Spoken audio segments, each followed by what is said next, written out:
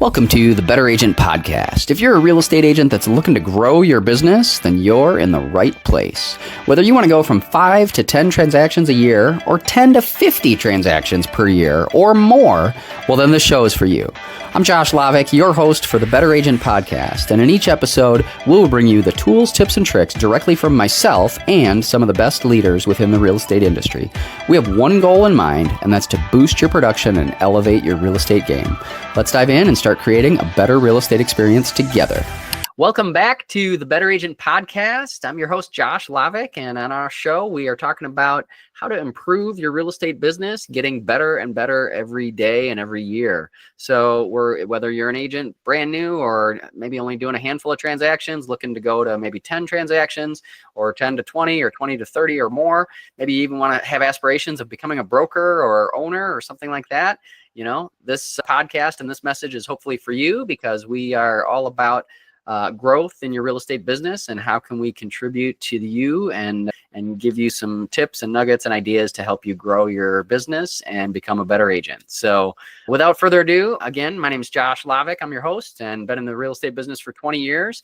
And we have our team here in Madison, Wisconsin, and we are always continuing to grow and learn. And part of that is through the wonderful guests that we have on our show. And today I've got a great guest with me. Monte is with us. He's up in the Green Bay market. And without further ado, I'll let Monte kind of give a little intro about himself and share a little bit more about his background. Yeah, thanks for having me on, Josh. So my background stems, I don't know how far you want me to go back, but a little history on me is, played some sports in college, was on a scholarship to UW Parkside, and then transferred to Stevens Point, finished running track and playing football there. And then I got into coaching. That was kind of my passion.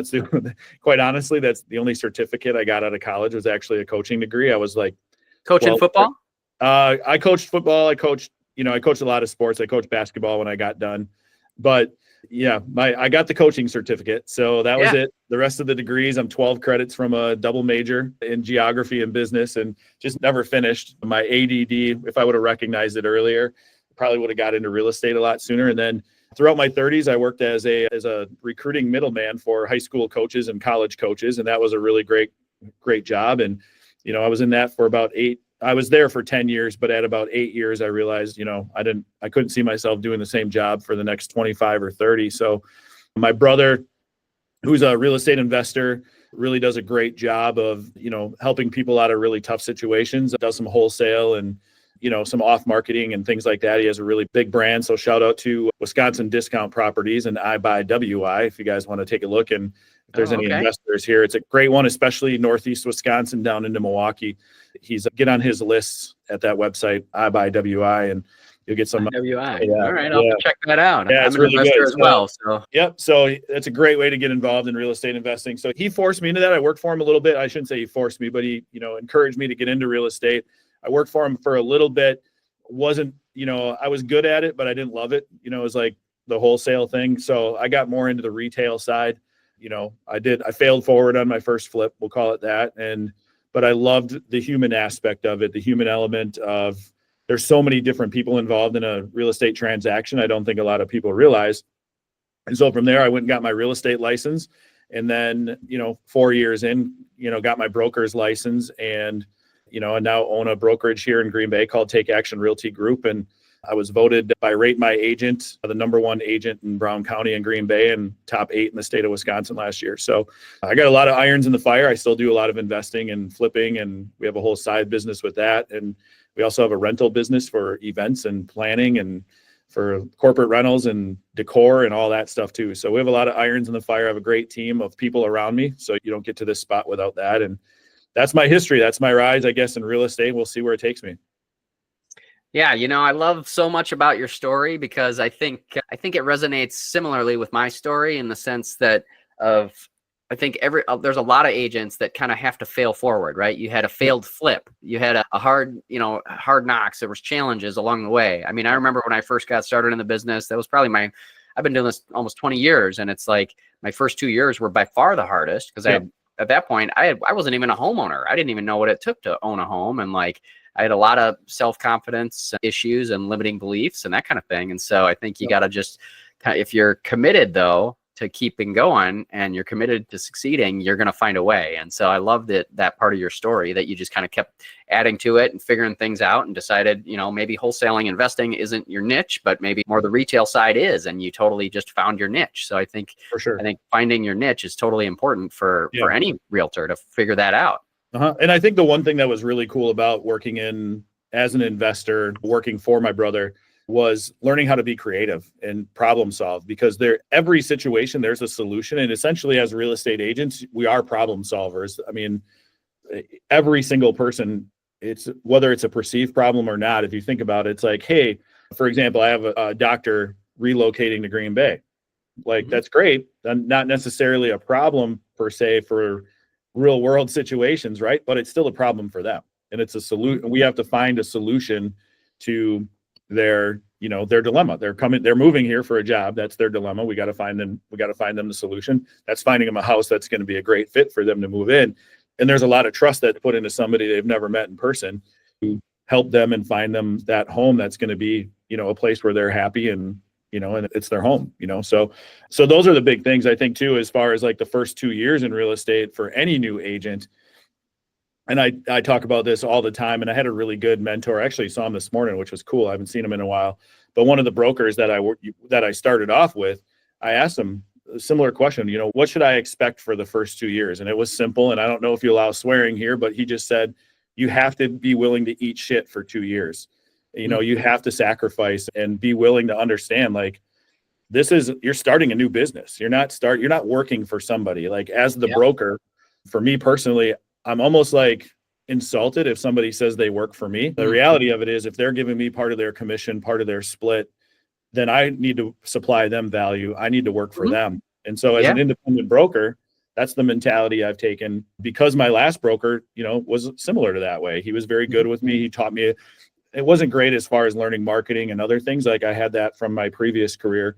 What I learned from him was the moral ethics, doing things the right way. And he did a great job of that. And then I applied all the other things of used to running a business and working on a national scale, and, how to talk to people was all things that I had learned in the past. But applying the ethics and morals to a business is huge too, because that's where you get your trust, and people buy, from people they like and trust. Right. So of course, to unpack, but that was those are the principles. Right. So.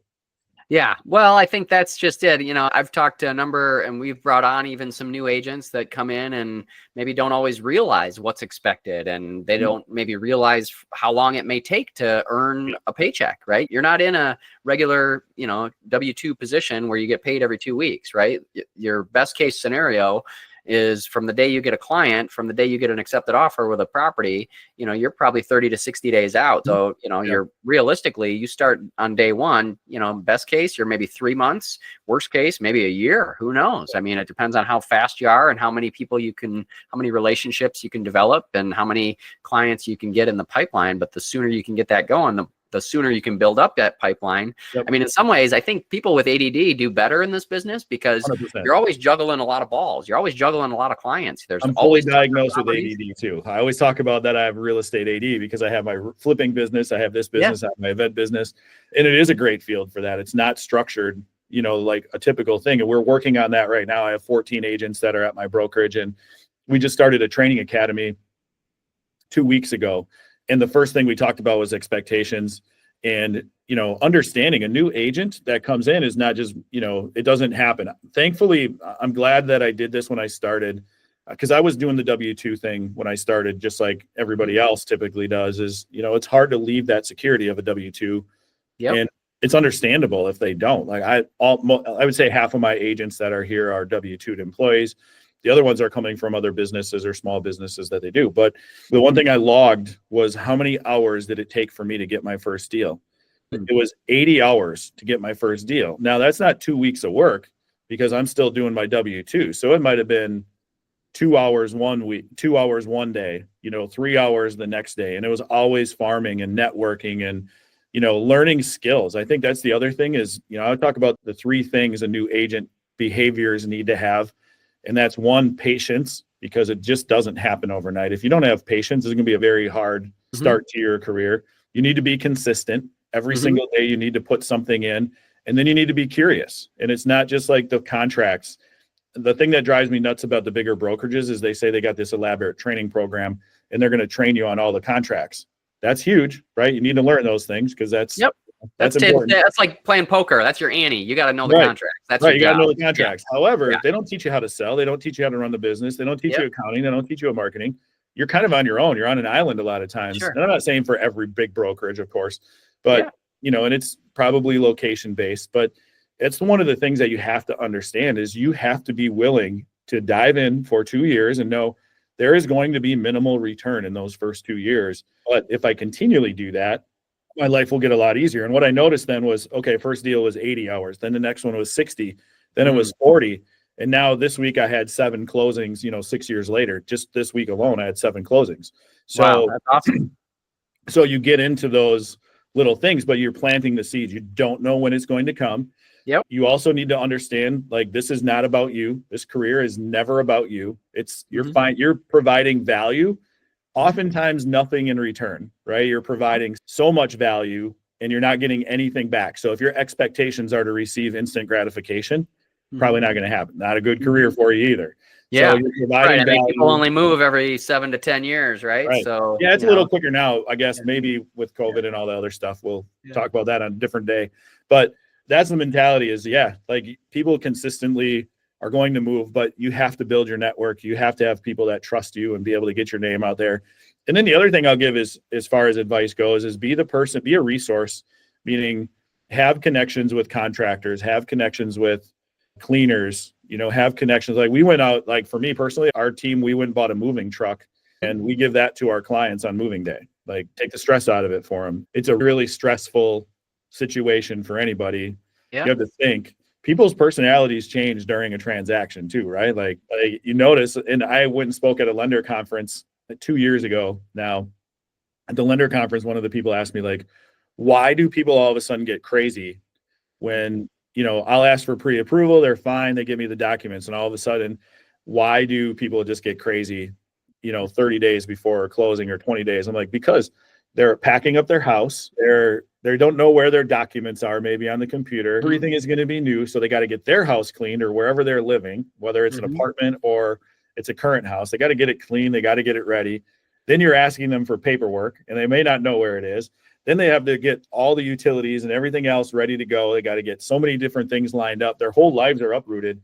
So it's our job to take the emotion out of it and just be empathetic to their, their situation and what they're going through, and just be a calming sense. So those are, I threw a lot in there, but that's a lot of part of those traits you talk about, right? Patience and curious and, just being helpful, being a resource. I think, I have a similar thing, right? We have a moving truck as well. And it's just I bought it for that exact reason, like to be the resource, to be helpful in that process, right? Like whatever we can do to add value to our clients and help them through that process, we want to try to do as well, for sure. So, and it's not, there's only a handful of other agents out there that I'm aware even have that truck, right? Like, it's not the end of the world. It's not. I don't know that there's anybody in our location from, Appleton up to the UP border. I don't know of anybody else who has one. Yeah. Yep. Yeah, no, I think in some ways it's, we talk about that too in some of our training and onboarding for new agents, right? We talk a lot about just conversations, right? Because in some ways this business is simple in the sense that you got to have a lot of conversations with a lot of people, and you're calling and following up and nurturing people or don't know, or somebody comes into an open house or whatever it might be. But it's like, just showing up with that right mindset of having a structured kind of conversation, and what does that dialogue look like? What does that flow look like? It's an important piece for sure, but it's hard to keep going sometimes and get that persistence to keep and I think again too, like, if you're showing up, and not to say what you're saying, I think it's important, but I think if you're showing up to places with the expectation that you're there to get clients, you're already behind the 8 ball, right? Like, if you just need to show up. Like, we have an agent here, she started last June. She capped out for us this week in her first year. And I don't know how many deals she's done, but she just shows up. She's available. She's a calming sense. She does the little things that make the big difference. And that's what it is. You have to be as frictionless in this business as possible, meaning don't create barriers that aren't there just for the sake of the fact that you're a real estate agent. Like, so many people get in the way of an easy transaction and they ruin it for everybody else. So is there an example that comes to mind, like, of what you're talking about right there? Like, yeah, I mean, I have one. I instruction? had a closing a few weeks ago, for example. Yeah. The agent, it was a cooperating agent. I won't obviously give any names or the brokerage or anything he's affiliated with, but this person was relocating from Missouri, VA. So obviously a lot of moving parts already with VA. They're going to this house. And for example, I went down to it's a 45-minute to an hour drive for me to go to their house. So of course I'm not making daily trips down to their house to check in on them or do anything. So I had her do a quick video walkthrough for me. And then I brought the title company with me to go to closing. Like, we pre-closed, brought it down there. This other couple, come to find out, wasn't going to, they didn't have any intention of coming up. They just wanted a video walkthrough for the final walkthrough. They had no intention of coming up or moving here until the middle of April. So it would have been like April 15th, they were moving up, for example. Our closing was at the end of March. So instead of him setting up a remote online notary or telling the title company to do this, which they were fully capable of, they went through the same title company I do. They do it all the time for me when there's remote instances. He made them drive up from Missouri. Then they got to Oshkosh, made them drive to Green Bay for the closing, and they went to the final walkthrough on Saturday, and the house still had stuff in it, right? Like, they still have 2 more days to close. The closing was on Monday. So they're still moving things out. You know, they have the cleaners there, they have the movers there. So it was chaotic. And I just said to my sellers, I said, hey, listen, like, they're going to be there. Just let them know, like, obviously everything is getting cleaned and whatever. Shouldn't be a big deal. Buyers were fine with that. The agent made a huge deal out of it the next morning. He called me and said, like, hey, we have some concerns. He got to the closing table, made a whole bunch of issues that were not issues at all. And then delayed closing half the day because the other stuff wasn't done. And to his defense, the sellers still had a few things in the garage they had worked out. So there was some verbal communication between the buyers and the sellers that typically don't happen. But they had an agreement to say, yeah, just leave some stuff in there. We aren't going to be in anyway. We just want to move a couple of things in, and no big deal. Well, he wanted a post-occupancy agreement, which fine. I like having things in writing. But then he's like trying to charge them rent for an extra day on a $500,000 for $100 a day. And he's like trying to be the hero for these people. And trying to make it too complicated. Yeah. And these guys were already mad because they had to come. They found out during that day that they didn't have to come up from Missouri. They didn't have to do all this stuff. They could have just moved in at that date. So just little things like that you just get out of the way. Yeah. And you can make it makes it a lot easier. So that's just one, example. There was a lot more to it, but just the little things like that you can get in your own way by having an ego that is unnecessary. Quite honestly, the goal is to get them a house, not to be their hero. You'll be a hero anyway, so just get out of the way, give them what they want, and make sure that you're protected and you're good. Sometimes that's reminding me of a story. One time I sold a house in Madison, kind of on the Isthmus, which is kind of close to downtown. Old classic Victorian, beautiful home over kind of in the Marquette neighborhood. And the owner had been there like 40 some years. I mean, she'd just been there a long time and was kind of borderline hoarder. Okay. She just had a ton of stuff in this big Victorian home. And we go to do our final walkthrough, and there is still a ton of stuff in the house. There's a ton of stuff also out on the curb. Okay. So you wonder if, like, is the city going to pick all this up? Who's picking this up? Sure. There's like a ton of stuff out there.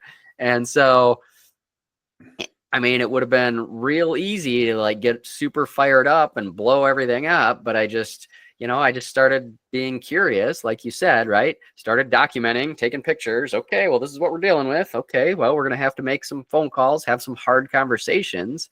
And we ended up getting through it, but, held some money back aside in case we had to hire the junk removal people to get stuff out removed and things like that. But, to your point, there is a solution, and we just need to, I think, be the calm, be in the storm, and just be there and come up with alternatives, right? What are the options? What are the alternatives that could be there that can actually make this somewhat satisfying, because ultimately, it can create anxiety, right? Like the buyers are coming in, they're like, oh my God, what are we going to do with all this stuff? What if she leaves a whole bunch of this stuff over that we don't want all this stuff here? What are we going to do about it? And like, they're anxious about it. And, it's our job to step in and kind of be that facilitator to make sure that's taken care of and make sure that's I've cut, buyers, I cut the new lawn for them. The sellers just were out of state. This listing agent wasn't willing to do anything. So, I don't want the buyer moving to a new house and, they have to worry about cutting the grass on the first day. Foot high grass. Yeah. The city's on them. The city's already, they're all getting off on the wrong foot with the municipality or whatever. So, I've gone and cut grass. I've taken our dump trailer over and cleaned up, stuff that the sellers left in the yard. And, it ends up, it sucks. It's 2 hours, 3 hours of my time, but the job's done, and they're really satisfied. And they understand, like, I went the extra mile to get that done. And this business isn't about, clients. It's about fans, you're creating friends, you're creating a network, but you want fans when you're done. Fans are going to refer you a lot more than just somebody you do the minimal and get through it. So if you go a little extra mile, and it doesn't mean a lot, closing gifts are one thing, and those are great, but it's what did you do? How did you make them feel during that process?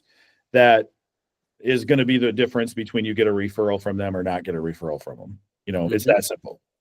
Yeah.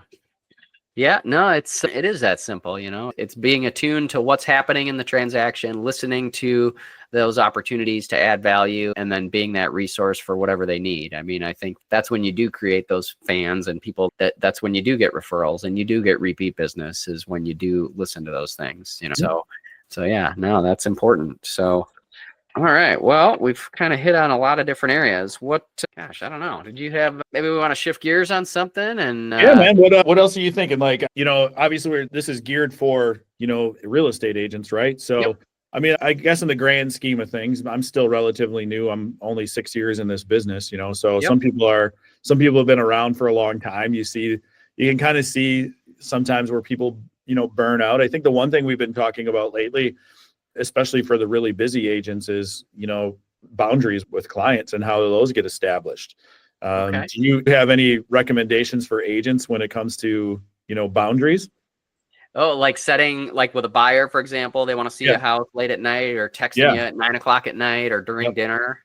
I mean, to me, it's all in the setup, right? And how do you set it up with the client? And, to me, I think, whether it's with a buyer or a seller, I think it's just in having really clear upfront expectations of like, hey, if you call me at 5:30, I'm probably having dinner with my family. So if you leave me a message, great, I'll get back to you when I can, but it's not going to be immediate.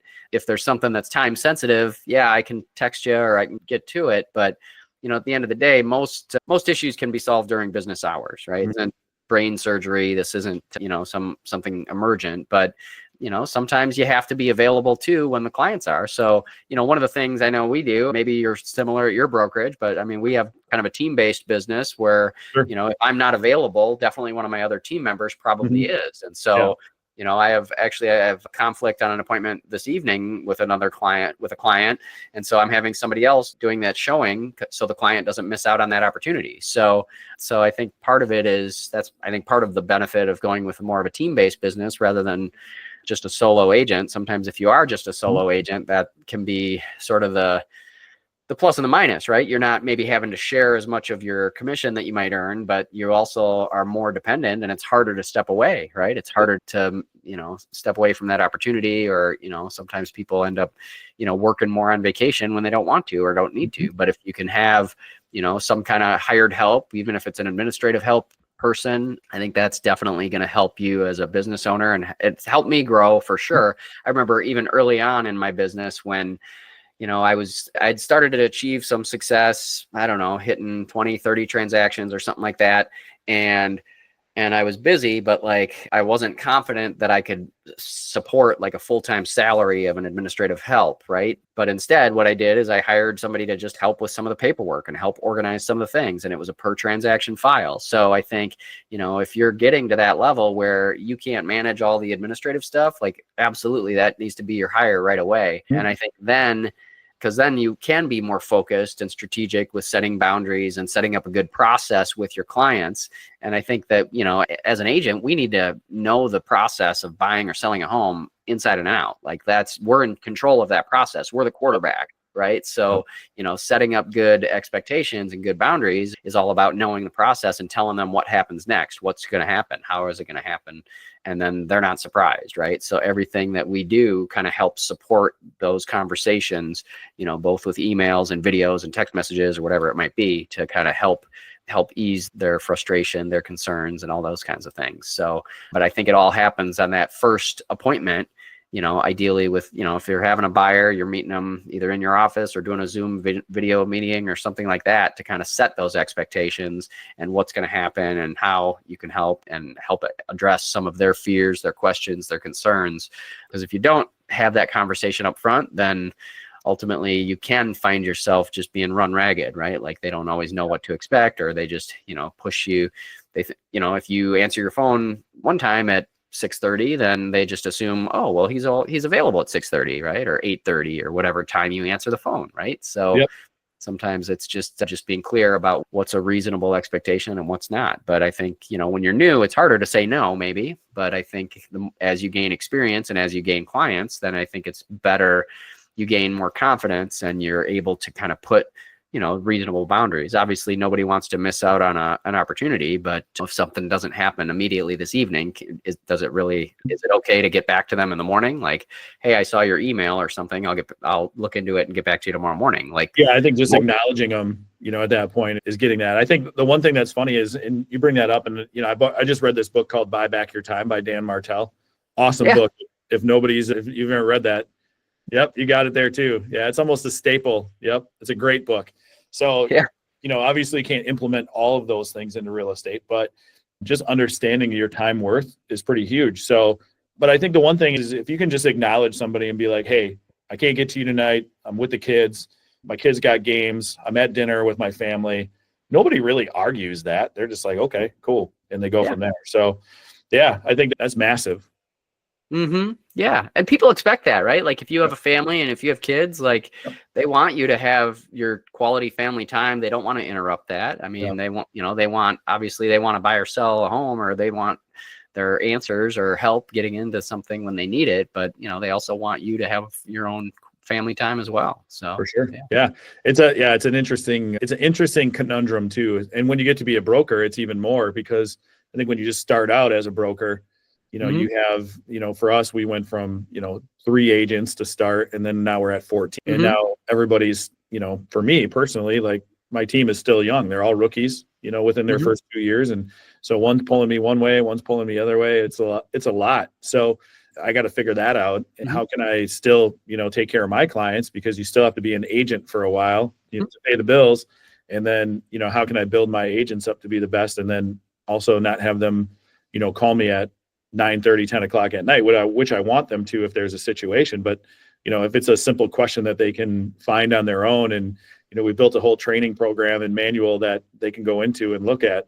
And it's like, hey, boundaries, guys, like, go look it up in Trainual first before you come and talk with me. Yeah, no, that's having that's a good point to make too, is just, you have a training manual, you have a training process. And I think encouraging new agents, like, hey, there's resources available. Be resourceful. Be resourceful. Being curious.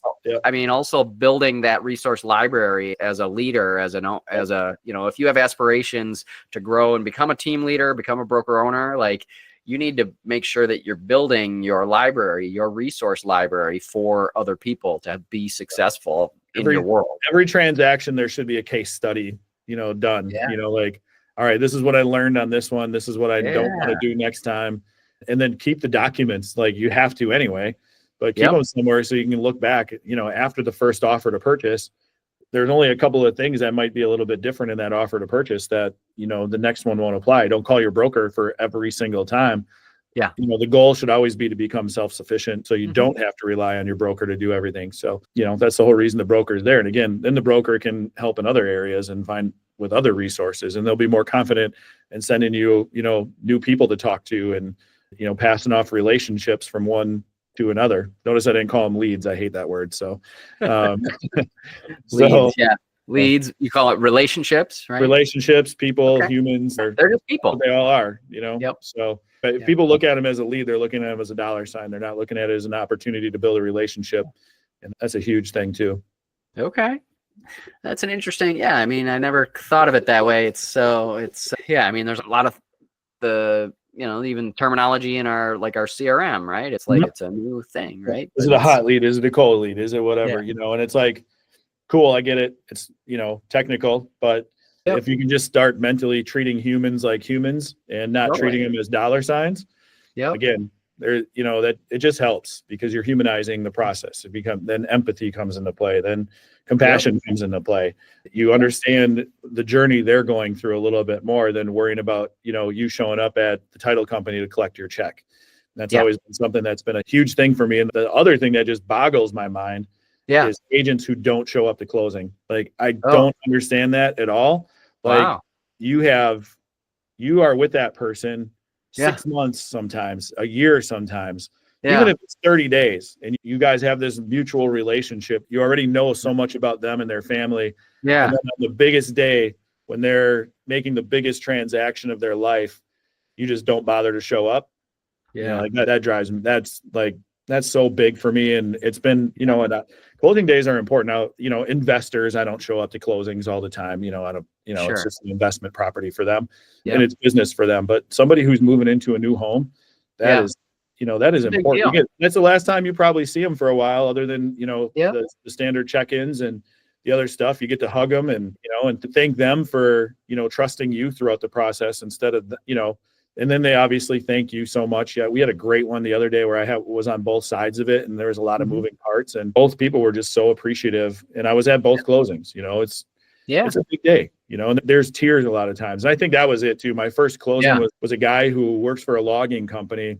Yep. He had lost his wife to. This is the one that took me 80 hours to get, but he had lost his wife to cancer earlier. We found him a lot on a river, and that was their dream, was to be able to buy a lot and move to, a place and build a house on the river. Yeah. And it was, I think 65,000, something like that. It wasn't much. And I still showed up to closing. The guy, almost made me cry. Like, my eyes were watering up, and he was telling the story about that. The closing officer, she was bawling, and it was like, it just it showed me how much it meant to be there. And he needed a hug, and I was there to give it to him, so that means more to people than anything. And, 7 years, 6 years later, or whatever it is now, when that closing happened, we're still, in contact occasionally and wishing them happy birthdays. And, hey, man, I still appreciate what you did. I actually sold that lot because I had, got a new woman in my life, and that would have been weird and whatever. And, so that kind of stuff is huge. Sure. Yeah. No, it doesn't happen like that all the time, right? But there certainly doesn't. Right. Doesn't. Sometimes that can be more challenging, right? And, maybe not everybody's celebrating as much, right? If you have a really tough transaction. But I mean, I remember one where we had sold a house on Lake Monona, and these people had built this house, and it was just this, they poured their heart and soul into it. And, they were leaving the state, they were going to Hawaii, for their dream to be in Hawaii. But then these people coming into Madison were like, they had a dream to live on the lake somewhere. And they were so excited. And we had a giant hug and took photos of everybody together. And everybody was excited about it. Such a special day. It's such, and if we just treat it as a transactional, thing for us, then we're going to lose our way, I think. And that's where I think real estate agents get a bad name is, that's the expectation. We can go in and be work-like and professional and all those things, but we're humans, they're humans. And I think it's really important that day is shared, by all parties involved. And, lenders get involved, and the title companies get involved, and, that sort of thing. Like, tomorrow I'm going to a closing. I've never met the guy in person. He was a referral. One of my associates, I was busy, so he went and showed them the property. But I've been on the phone and talking with this guy for a year. And, the first house he looked at the second house he looked at was the one he ended up getting. And I still haven't met him. So I'm going to closing tomorrow to, thank him for working with me throughout the process. But I don't even know what the guy looks like, quite honestly. Yeah. So I'm excited to meet him and his wife. And, it was a referral from a close friend and another client that had passed it on. So we've never met, but I'm going to go closing day and say hi. There you go. Well, that seems like the right thing to do. So, Yeah. Well, I think we hit on some good topics, and I think at the end of the day, right? Show up, be there, show up to closing, be authentic, be vulnerable, be empathetic. I think those are a lot of the themes I'm hearing throughout this conversation, and I think I couldn't agree more. I mean, I think those are things that I've found to also be attributed to a lot of my success that I've had in the business over the years. So I can totally resonate with all that stuff. So yeah. Listen, be there, show up, problem solve, game over. You got it. Game over. You got this for sure. So yeah, right on. Well, I know we've been chatting for quite a while. I don't know. Any other last parting words or words of wisdom? No, man, just thanks for having me on. I appreciate, you reaching out and, having me on here, and hopefully the listeners of this get a little value out of it. And, I wish every agent that listens to this, the best of luck. And if you're up in Green Bay or looking for a little change of scenery, we do things a little bit different here. So there you go. I'll have to stop by on my way to the next Packer game or something. There you go. Yeah, the draft is going to be crazy, man. The draft is next week. So it's been wild up here. The whole stage, and Green Bay is it's a different place right now. So there's a lot of buzz. It is just kind of buzzing with excitement up there. Yep. That's cool. Yeah, Green Bay is 100,000, right? And then maybe the surrounding area is another 150 to 200. So we have 300,000 people here.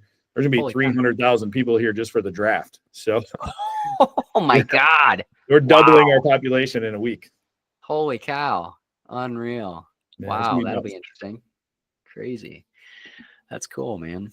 Well, Monte, I appreciate you again coming on the show. And hopefully if you're listening and watching this, hopefully you got some value out of our conversation. And I'm just excited that I was able to have this conversation with Monte today, and hopefully add value to our listeners as well. So if you're up in Green Bay or Northeast Wisconsin and just want to chat, feel free to reach out to me at 920-680-8532, or you can find me at tarealtygroup.com. That's our website. And then I'm on all the social medias as well, except for Pinterest, I think. That's probably it. I think I created a Pinterest board a while ago, and I don't think I've done anything in a few years. I don't know. I got nothing. I don't even understand it. Yeah, no, I get it.